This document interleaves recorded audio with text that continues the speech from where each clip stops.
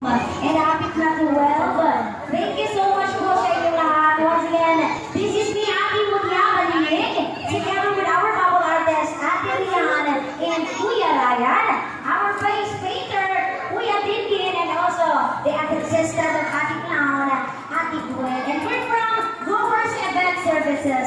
Thank you so much po sa inyo lahat. Ingat po kayo lahat. God bless everyone po po si Paalam.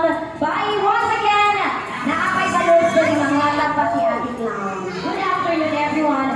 Enjoy your exchange here sa inyong mga Christmas or sa inyong mga school. Thank you so much.